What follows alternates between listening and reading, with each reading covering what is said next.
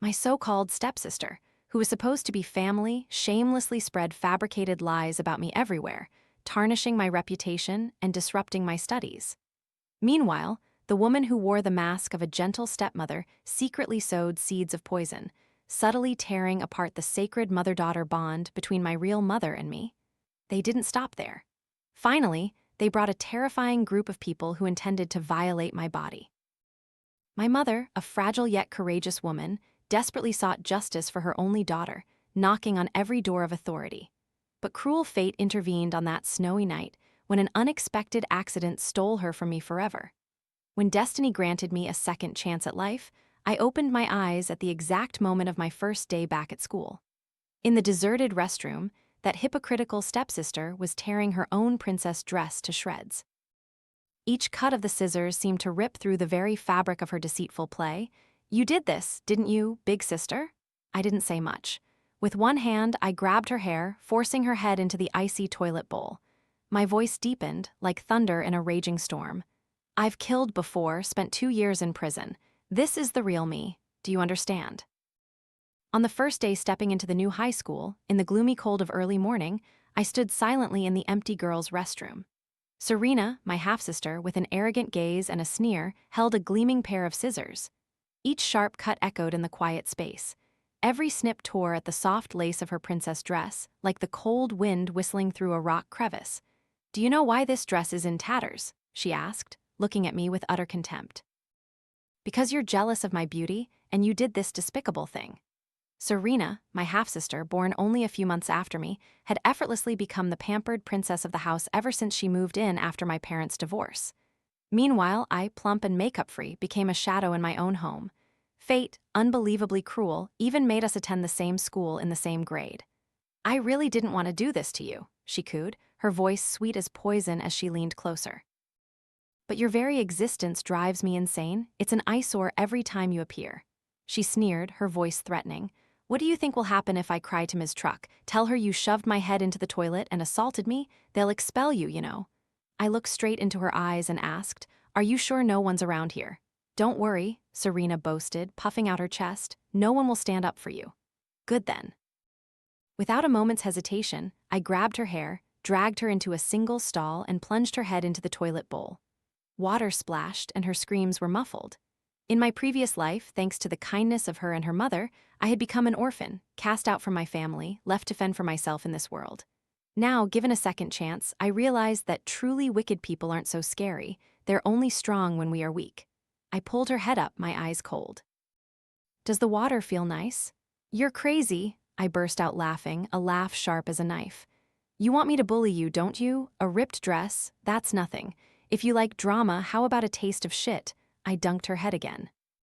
In my past life, she spun lies, turning me into an outcast with no friends and no refuge. Now every torment I endured I will return in full without shedding a single tear. Serena ran out of the restroom, sobbing, her dress torn, hair disheveled, and body soaked. Not long after, I was called to Ms. Truck's office. Ms. Truck looked at me sternly. "Willow, your sister said you did this. Is it true?" I didn't deny it. My eyes were red-rimmed. I nodded. "Yes, I did." My directness surprised Ms. Truck. Serena, her face buried in her hands, sobbed, "Ms. Truck, she's my half-sister. She was jealous that I had a beautiful dress, so she hit me and dunked my head in the toilet." I bowed my head, my voice sorrowful. "She doesn't just have a beautiful dress, she also has a loving father who picks her up every day." Hearing this, Ms. Truck's eyes filled with pity. She said, "I'll invite both sets of parents to clarify this." Soon after, my mother and father arrived. Without a word, my father slapped me across the face. "How could you treat your sister like that again?" My mother pulled me into her arms, tears streaming down her face.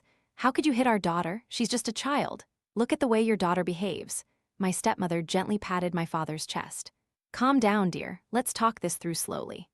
She was meticulously made up and elegantly dressed, a stark contrast to my mother, who looked worn and thin from struggling to raise me. I choked back a sob. "I didn't mean to. She said I was fat and ugly like a monster, which is why Dad left Mom and me. I just wanted to borrow the dress to try it on. I didn't mean to tear it. And I don't know how she fell into the toilet. I'm sorry." My father paused, his gaze flickering away. Serena shrieked, "She's lying. She deliberately pushed my head into the water."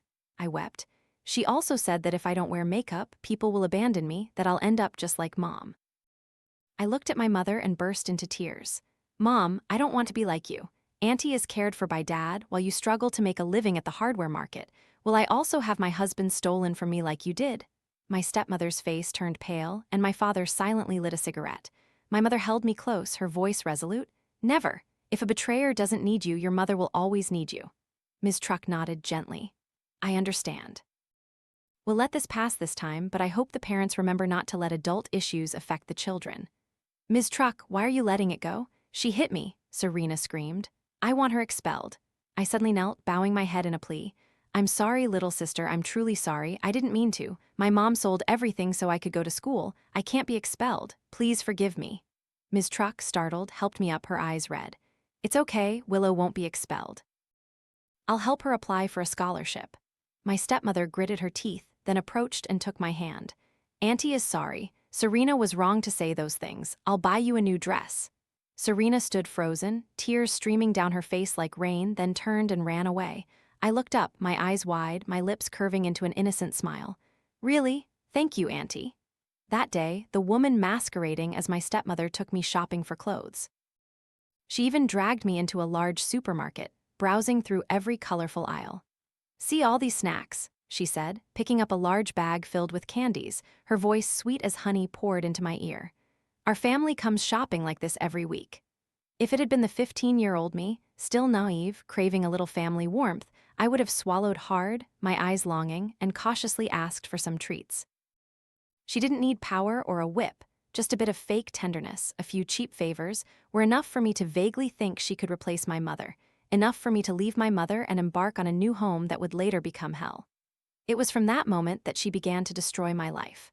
After being reborn from the tragedy of my past life, I asked her nonchalantly, "Why did you never buy me anything before?" She paused, her smile forced as if blown askew by the wind. You are your father's biological daughter. He would never abandon you. And Serena, she made it all up. Auntie just wasn't accepted by your mother, so I didn't dare get close and I didn't realize your father had neglected you.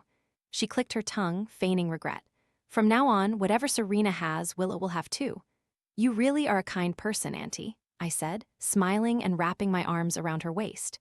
She stroked my hair, her eyes gleaming with a subtle victory. See how terrifying that woman was? Just to maintain a good image in the eyes of the world, she could abandon her husband's own daughter, letting me suffer so that she could be seen as a virtuous wife and daughter-in-law. She wanted to surpass my mother in beauty, in gentleness, and even in the affection her husband's child had for her own mother-all just to make her status feel deserved. That evening, I returned home in new clothes, carrying a bag full of snacks and candies. My mother was stunned. So many things. Who bought them for you? I unwrapped a piece of chocolate and put it in my mother's mouth.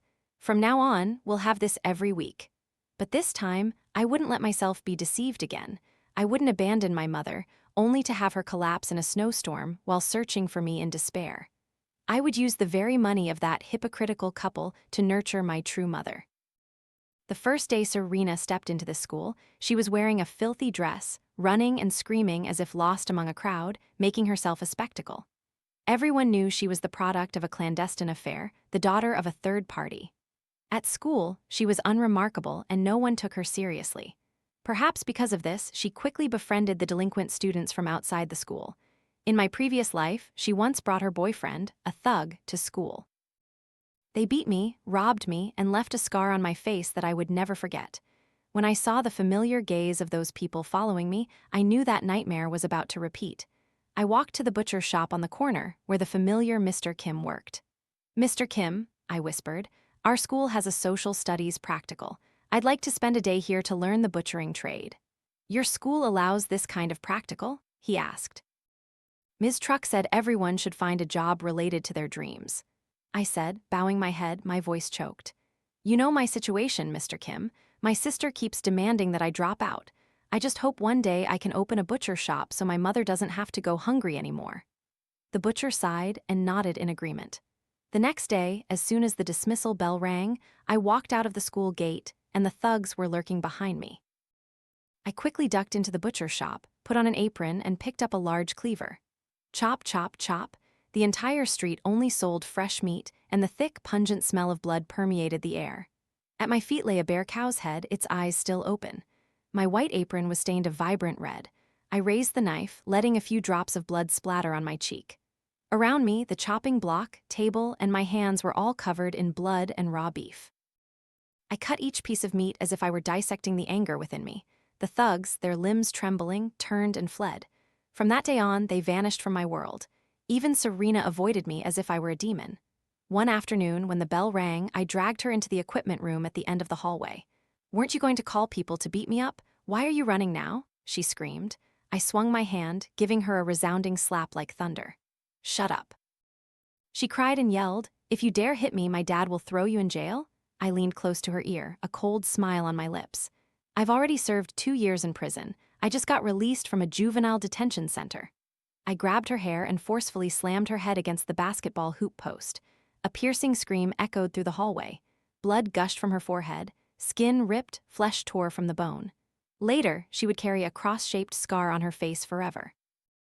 I knew this because in my past life, in this very room, I was the one who bore that scar.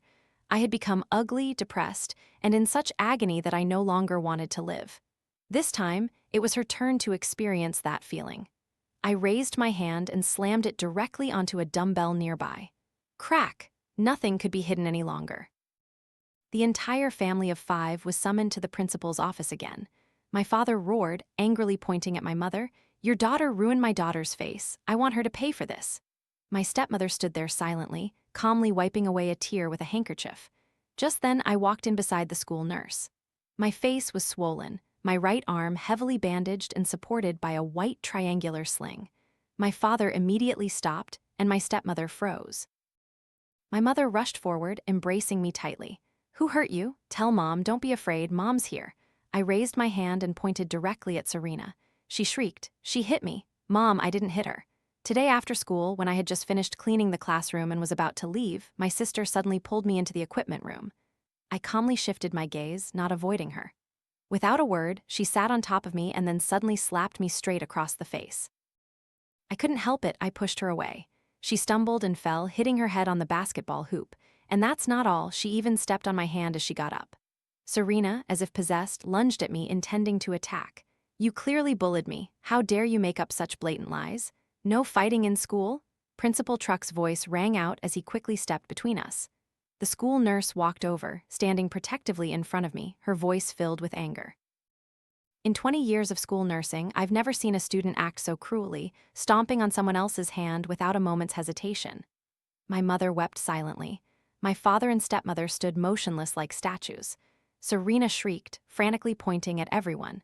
"Why isn't anyone saying anything? You believe her. She's a murderer. She was sent to a juvenile detention center. What wouldn't a person like that dare to do? She's crazy. She's horrible." My mother couldn't take it anymore and yelled, "Is that how you talk to your older sister?" I maintained my calm, recounting slowly. "At school, my sister not only spread rumors about me everywhere but also sought out outsiders to block me. I know the names of every person in that group." Immediately after, the individuals I mentioned were called to the office. "Yes, it's true. Serena repeatedly asked us to deal with her." One of them quickly explained. "But we thought it was too much, so we didn't do it." I said, my voice tinged with worry. "You guys followed me. That day at the butcher shop, many people witnessed it." Mr. Kim, the butcher, stepped forward to testify. "That's right. Willow was helping me that day. Those young men stood across the street for half an hour. I eventually had to walk her all the way home." One of them still tried to deny it. "But we didn't do anything." I burst into tears, my sobs cutting through the air like a knife. My sister even said today's slap was just a light touch. She said when her people arrive, I won't have any peace. She's making things up. She's the one who killed someone. I'm the one who needs protection, not her. Enough! Principal Truck stood up abruptly from his desk. "Willow has never committed a crime. Serena, your constant fabrication and deceit have become second nature." The butcher angrily pointed at my father. "Sir, you remarried, but you should still be fair. The whole school knows your younger daughter constantly makes up stories and isolates her older sister. Even as an outsider, I feel sympathetic. Is that girl no longer your daughter just because you took a new wife?" Afterward, the school held an emergency meeting to verify all the rumors that had surrounded me. Finally, the principal told my father, "Your family is too complicated. We do not encourage Serena to continue her studies here. If you insist, she may face severe disciplinary action." Yes, if she didn't withdraw, the consequence would be punishment for bullying other students. Serena burst into tears and collapsed. My father signed the transfer papers. My stepmother came forward and hugged me right in front of my mother. Willow, your sister didn't mean it. It's just that you've been away from home for so long, and the bond between you two has faded. You should visit your father and sister often. Yes, Auntie, I said obediently, embracing her. Her body was ice cold, completely lacking any warmth, just like me. After that incident, the students at school changed their attitudes. Many people came to visit me when my hand was injured. Sorry, we used to believe those silly rumors and actually thought you were a murderer. It's okay, they said. The day Serena transferred schools, I secretly posted an anonymous message on her new school's forum, detailing all her achievements. The very rumors that once pained me were now a knife turned against her. I believed Serena had truly lost. I took out an old family photo, carefully cut out the girl in the middle, leaving only my father and that woman in the frame. Soon, it would be their turn. My stepmother invited me to live with them, but my mother disagreed. I told them the villa my father and stepmother lived in was built by my mother's own hands. Back then, my mother took me to the construction site every day, from when it was just a steel frame until the walls were painted and tiles laid. Yet, when it was finished, my mother was driven out before she could even spend a single night there. Mom, I want to see that house again. My mother clutched her suitcase tightly, her eyes red-rimmed, silently seeing me off at the door. That day, for the first time, I stepped into the house my own mother had built. Just as she had described, it was grand and every tile gleamed. My stepmother put me in what used to be Serena's room. She lives in the dorms and only comes home on weekends. You can stay here for now. These are her dresses. She opened the closet, revealing rows of colorful, elaborate gowns, things I had never owned. Then she cleared a small corner and placed my old, worn uniform there. Keep your clothes separate, dear. Her dresses won't fit you anyway. Then she led me into the bathroom. These are her skincare products. She carefully placed each bottle in a lighted glass cabinet. Facing me in the mirror, she smiled, her eyes flicking over my pimple-ridden face. Your cup and toothbrush go in that corner over there. Remember that. She wasn't hiding it. She deliberately let me experience this luxurious world, not to welcome me, but to emphasize that I didn't belong here, to make me acutely aware of the distance, my poverty, and the yearning that had never been filled.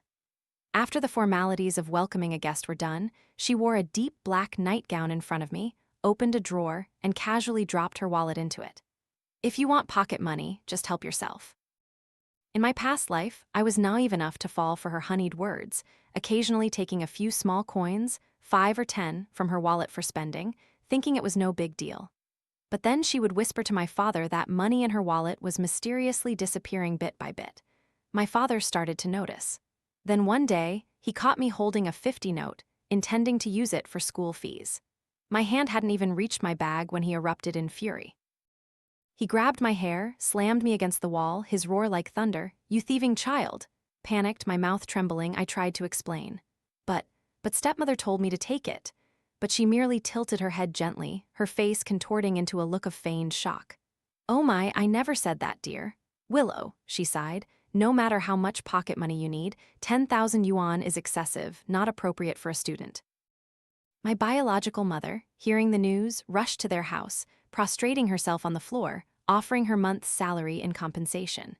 She had originally planned to buy an electric bicycle for convenience to go to work, but she never got the chance before she passed away. That heartbreaking memory was like a wound that never healed. I walked over, opened my stepmother's wallet, pulled out several large denomination banknotes, and slipped them directly into my pocket. My mother, she deserved a new car. She deserved it more than anyone. A few days later, Serena returned. That evening at dinner, all 4 of us sat together. The stepmother suddenly spoke. I don't know who took my money. Serena immediately pointed at me, her eyes filled with resentment. It must have been her, the thief. The stepmother frowned slightly. You weren't home. How can you be so sure? This never happened when you were here. My father sat there silently, but when Serena slammed her spoon onto the table, the atmosphere suddenly grew heavy. She came and took my bed. Don't I have the right to speak? I'm telling you clearly, Chu Willow is a thief, a common thief. She burst into tears and ran off. The stepmother hastily followed. My father, his face cold and stern, said, If I find out you're stealing, I'll break your legs. I softly said, My hand still hurts, I didn't do it. My father frowned. I reminded him that whenever money went missing, it was always on a weekend. He glanced towards Serena. I walked over and said to my stepmother, she slandered me, accusing me of stealing money and even made me sleep on the floor. I never said that, don't make things up, Serena quickly retorted, then suddenly realized. I'm back, so shouldn't you give me back my bed? I don't need to say it, do I? I smiled. My mother never made me sleep on the floor. My stepmother interjected, Serena, your sister just arrived. Be patient and let her have your bed for a few days, then you can switch back. Serena angrily gritted her teeth and shoved her mother. You're showing too much favoritism. Then she cried and ran straight into her room. I quietly followed, climbed onto her bed, and pulled out a brand new pink megapixel BN. That device was rare in 2008. Not many students could afford one. Serena's eyes widened. How do you have that? I feigned innocence. Oh, Mom and Dad bought it for me. They told me not to say anything. If you know, just say my mom bought it. Serena was about to rush out of the room to confront them but stopped, her eyes full of conflict. I gently applied her skincare mask to my face, put on headphones, and started listening to an audiobook. A few days later, I went to Serena's school forum and wrote a vague post. I heard Serena's family is really rich. Netizens eagerly followed along, some even posting photos of her holding a megapixel 4. I printed out that picture and brought it home, tearfully telling my father, why does she have money to buy a megapixel 4 while I don't even have a penny for pocket money?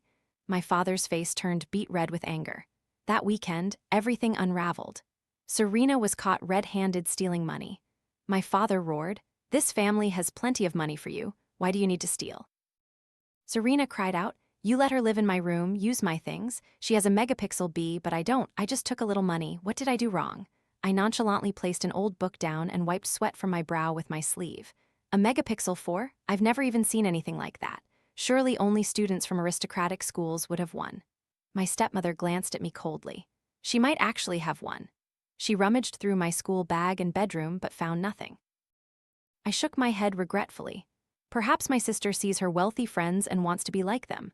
She's lying, Serena screamed. My father couldn't stand it anymore and gave her a slap like a thunderclap. You're the liar, I turned to my aunt. Auntie, how much did you lose? Just enough to buy a megapixel 4? My father yelled, tell me. Serena stammered, I bought shoes, a megapixel 4 and other things. My stepmother shrieked, I lost over 10 million.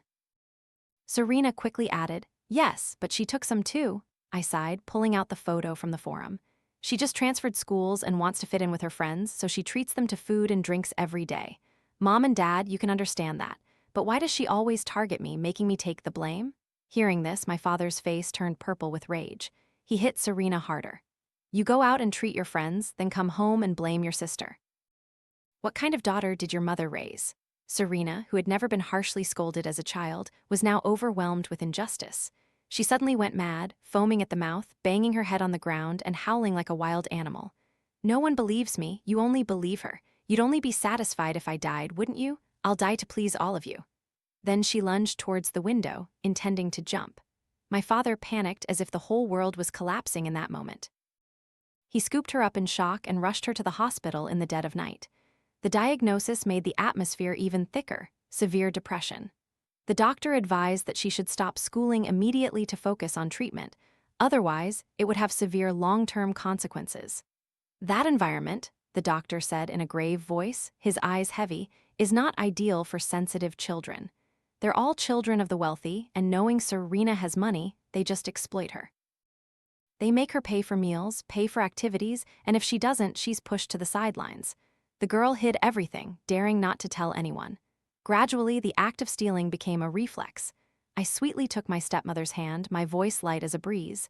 Auntie, my sister doesn't need to go to school temporarily. Don't worry, she'll recover quickly. Behind the door, which shook from a punch, was Serena, her face red with anger. My stepmother annoyedly brushed my hand away. I didn't mind, casually pushing my newly acquired electric bike into the yard, heading towards the kitchen to prepare dinner. Where did you buy this, dear? Mother looked at the bike, her eyes lighting up with delight. I saved up my pocket money, Mom.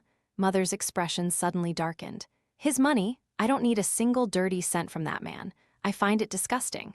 I replied calmly. It's the money he owed you for 10 years of raising me without caring. My mother paused, then nodded, her eyes softening. She happily climbed onto the new bike like a child finding a favorite toy. I thought to myself, my stepmother thought she was so clever, but in the end, she would lose everything.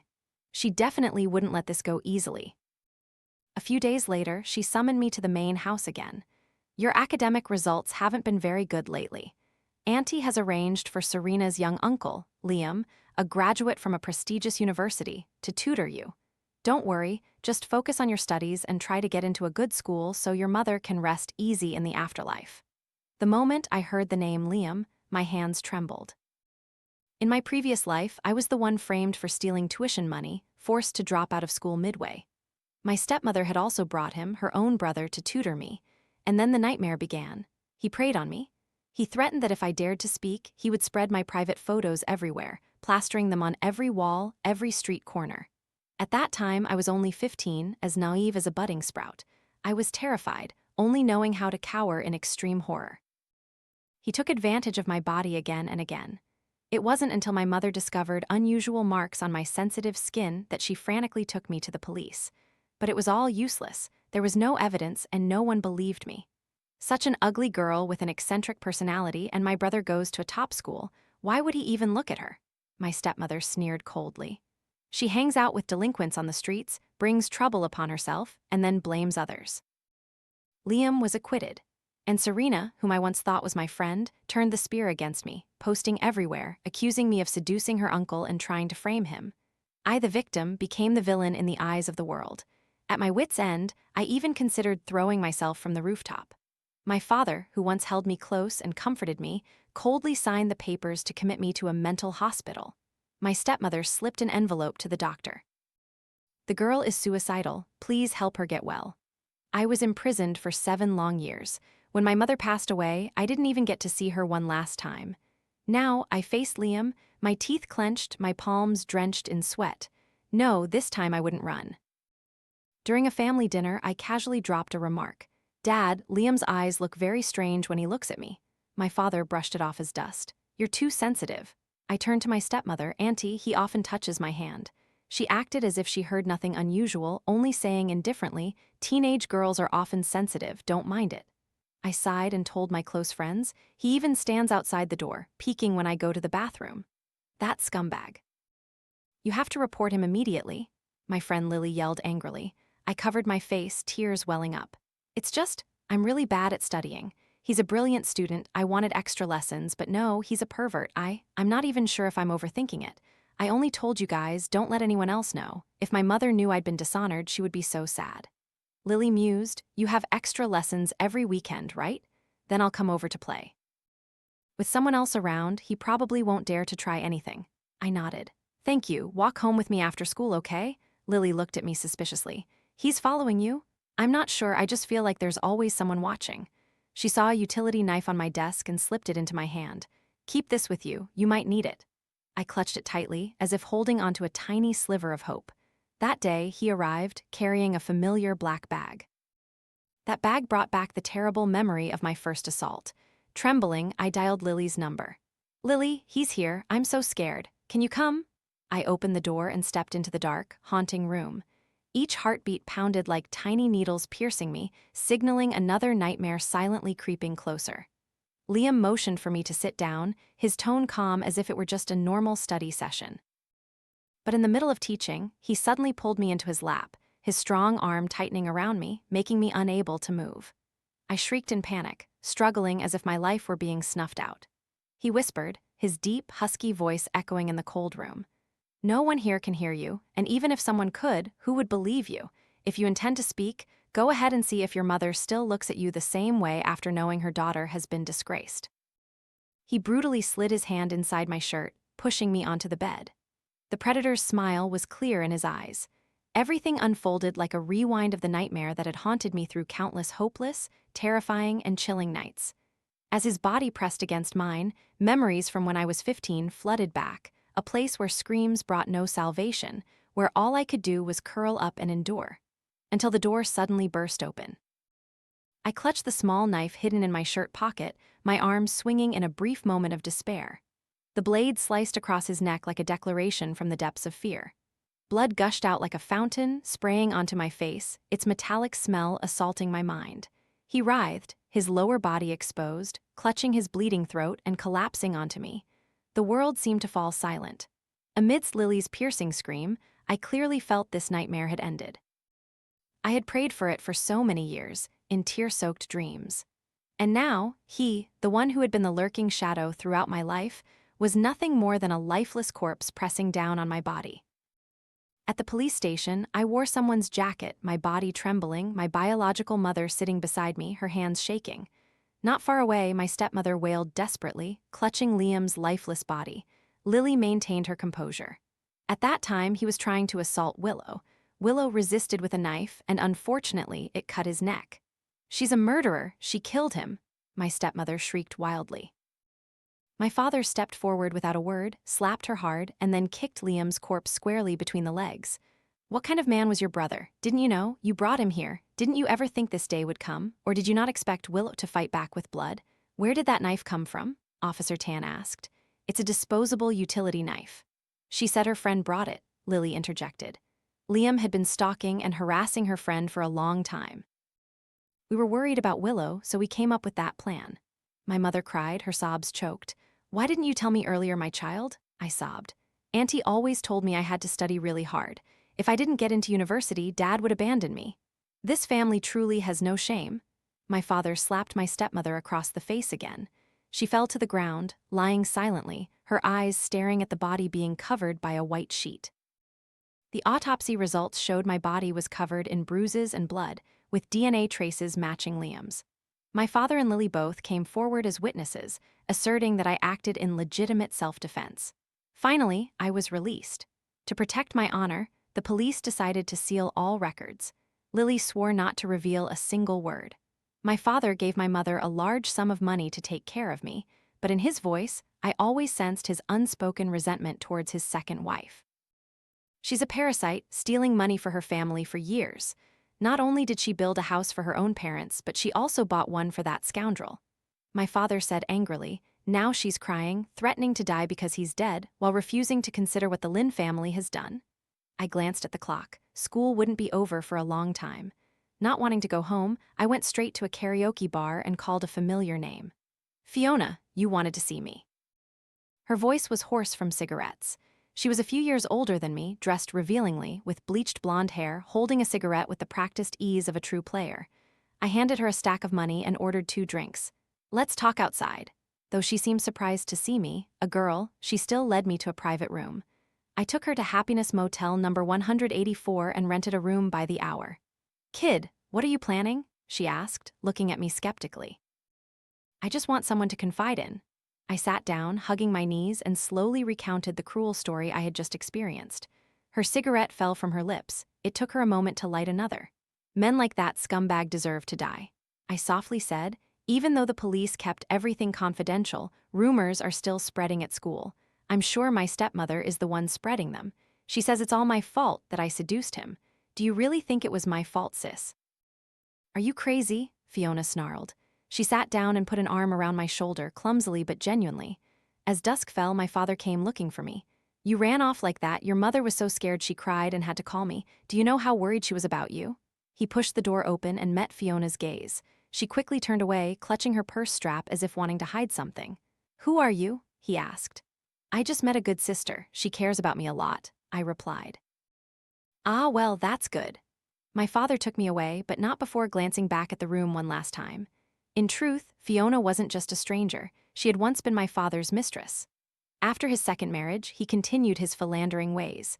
He was supposed to have coincidentally met her on some public beach, where waves crashed ashore and the evening sun painted the water gold. Not long after, her old house suddenly burned down, its cause unknown. The woman I called my stepmother was, in fact, just an interloper, stealing my mother's place with discreet schemes. If she naively thought she was his final destination, then it was truly a pipe dream. A man like my father, once accustomed to a life of betrayal, wouldn't easily stop. I heard my stepmother went looking for Fiona. The moment they met, she didn't utter a word, just swung her hand and slapped her. "Trying to steal my husband, are you?" Fiona refused to back down, immediately retaliating with an equally forceful slap. "Don't make assumptions. I'm a working girl, making my way in life. I have no reason to fight with you over that pathetic man. If you're so good, keep him tied up with iron chains at home and watch him. If you can't, then stop complaining and don't take your frustrations out on others." Perhaps Fiona was the karma fate had sent to punish my stepmother. Christmas had just passed, and the new year was knocking on every door. People laughed and chatted, festive lights adorned the streets, but my heart felt like a heavy stone, unable to lift. In my past life, on December 30th at 10:23 p.m., my mother was hit by a runaway truck from the opposite direction. She fell to the road while riding her electric bike, still clutching a folder of documents precious evidence to clear my name, the daughter who was then confined to a mental hospital because of Liam's false accusations. When she was alive, I resented her for our difficult days. I envied Serena because she had a complete family, living in a dreamlike white villa. I had loudly criticized her, saying she couldn't give me a decent life. I accused her of not loving me enough, not being pretty enough, not being gentle enough. Yet through all the storms, there was only one person who always stood behind me, no matter what: my mother. Even in her final moments, she still tried to save me from the abyss. Once, trembling, I hugged her. "Mom, please don't go out at night these days. I had a really bad dream." She gently stroked my head like the wind. "It's just a nightmare, my child. But I dreamed you died." The very next morning, she went to the temple to pray for peace, secluded herself for 7 days, not eating meat, not leaving the gates. I sighed in relief, thinking destiny had been averted. But then a phone call from the police station pulled me back to reality. "Is this Chu Willow? I'm Officer Tan, in charge of your case. You can call me Officer Tan. Liam's case still has many unresolved questions. I want to meet you once." "Yes, December 30th, 10 p.m. Would that work?" "It's too late. It's almost New Year's Eve." I hung up, reapplied my red lipstick, and stepped out of the gloomy hospital gates. That day I went to visit my stepmother and Serena. The once arrogant half-brother was now in his grave. The daughter was mentally unstable, and the stepmother's makeup was faded, her face aged, her eyes dull, no longer possessing her former radiance. My father hadn't been coming home frequently lately. Because of this, she was often irritable and sharp-tongued. Looking at her now, I saw faint echoes of my mother in her past years of suffering, helpless and full of resentment. The moment she saw me, she hissed, "Where did you get that lipstick?" I paused for a beat. "Mom bought it for me. If your mother knew how to be beautiful, I wouldn't have stolen her husband," she snapped. "Tell me the truth, did Fiona give it to you?" "You met her, so she already knew about Fiona's presence. Fiona is a good person, gentle and graceful. Dad wants to marry her." "That one is just a streetwalker, but she doesn't have a brother who committed rape." I calmly replied, "Everything is your fault." She raised her hand to strike me. I looked straight at her. "Dad hates these kinds of things the most. Family members harboring grudges and hatred. He once said he didn't want a family like that." She fell silent for a moment, then asked, "Where are they meeting?" I remained silent. She pulled out her wallet, pressing some money into my hand. I hesitated. "Happiness Motel just up the street." As soon as I left there, I messaged Fiona, "Stepmom, I know you're seeing Dad. What can she do? She's truly crazy. Last time, just for a few words, she almost stabbed my mom with a knife." Fiona choked. "If you see her, run immediately, don't look back." "Yes, I know." I gave her a flyer for the New Year's Eve fireworks show at the seaside park. "Wanna go? The fireworks are beautiful." She flipped the paper and softly laughed. "Still going out with that kid? You can invite your dad. I won't be celebrating New Year's with him." She sighed, stroking my head. "Yes, okay." The truth was, my stepmother had never tried to stab my mother, but in my past life, I heard she had tried to stab my father. When she found my father and Fiona at the motel, she went berserk, rushing in like a moth to a flame. If Fiona hadn't helped, my father might have died. Afterward, he broke up with Fiona and returned to his family. In the past, my mother had cried, made a fuss, and even attempted suicide 3 times, but nothing changed. It turns out that if you want to be heard, you don't stab yourself, you stab the betrayer. But why? Why, after all that, did he still choose to live with that woman? What is this turning back to the shore? What is this starting over? Once the arrow leaves the bowstring, it can never return. On the last night of the month, December 30th, I picked up the phone and called my mother just to verify that she would be at the temple chanting scriptures and praying that evening. A sense of calm washed over me.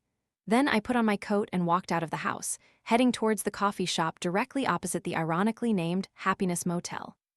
Officer Tan was already sitting there, his face bathed in a dim golden light, his laptop open, its screen glowing like a beacon into someone's fate. "I've reviewed the documents," he said, his voice soft but sharp as a knife. "There are a few points that make me suspicious, so I came to meet you for verification.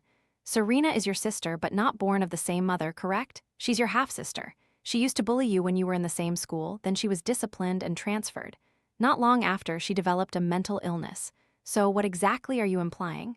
Liam, he assaulted you. During your resistance, he died. But strangely, anyone who knows about it admits he was never a good person. Don't you find everything fits too perfectly, suspiciously so? It's not a coincidence. I looked at him, my gaze unruffled. It's the justice of the heavens, the cycle of karma. There's no such thing as karma in this world, he replied, half contemptuous, half serious. May I venture to guess that you engineered the role of victim yourself, drove your sister to madness, and used similar schemes to trap Liam and kill him? I smiled a chilling smile. Yes, yes, yes, I dragged him onto the bed, forced him to undress, and made him humiliate me. You can think that if you want. Officer Tan was silent for a moment, then said, I just think perhaps you enticed him, made him think you wanted it.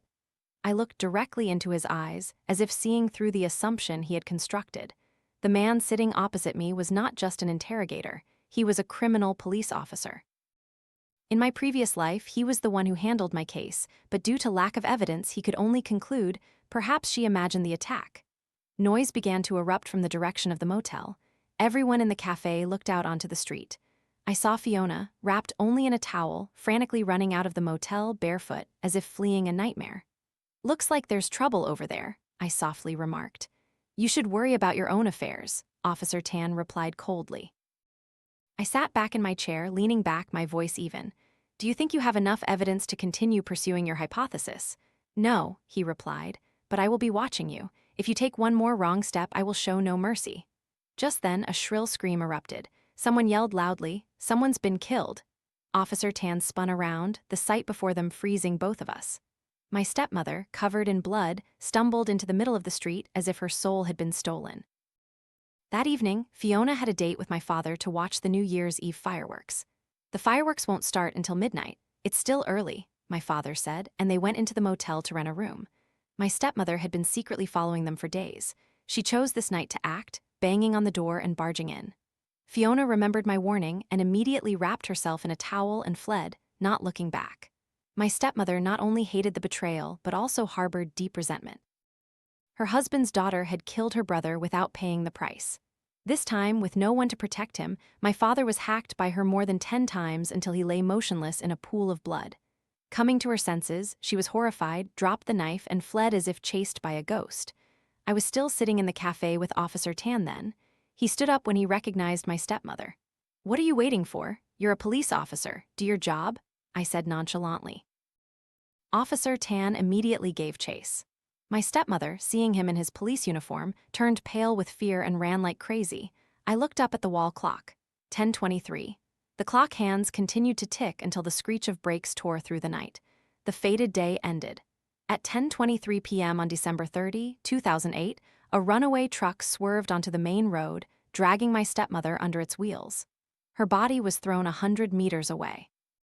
The police officer who directly witnessed the incident, a man who once believed he could uphold justice, couldn't bear the feeling. He resigned shortly after. He believed that his hesitation had led to that woman's death, and from then on, he no longer felt worthy to protect anyone. After all that, I met Fiona again, giving her 100,000 yuan. Sister, leave this profession. She didn't ask why I was helping, just sighed and took a drag from her cigarette. My father is an incurable gambling addict. I know that, so please leave here. And indeed, she disappeared from the city after that day. A few years later, I saw her on an aesthetics research interface, a completely different image, a white lab coat, a cold expression, no trace of her past selling smiles to make a living. My father didn't survive. He passed away a few days after my stepmother. On the day of the funeral, I went to find Serena. Both your parents are gone. I stopped for a moment. I mean, our shared father and your mother. One killed him, the other was hit by a car and died. Now you're an orphan. Serena lunged at the door, howling like a wild animal. I stood there in silence. Years ago, her own mother had said those very words to me. It turns out that standing outside the door, watching someone suffer inside, could be so sweet. The doctor appeared and gave her a sedative injection. Father's assets will be split equally. I am her guardian, and I will cover her monthly treatment costs, ensuring she receives the best possible conditions. The doctor nodded. I left the hospital and saw my mother waiting by her new electric bike. I sat behind her, wrapping my arms tightly around her. Mom, if I were evil, would you still love me? Mother was startled for a moment, then smiled. You're not evil, my child. You are the dearest daughter in my life. Yes, my mother had dedicated her whole life to me. I wouldn't let that love pass in vain again. Hugging my mother, I heard her joyful voice. Let's go home, my child. The end.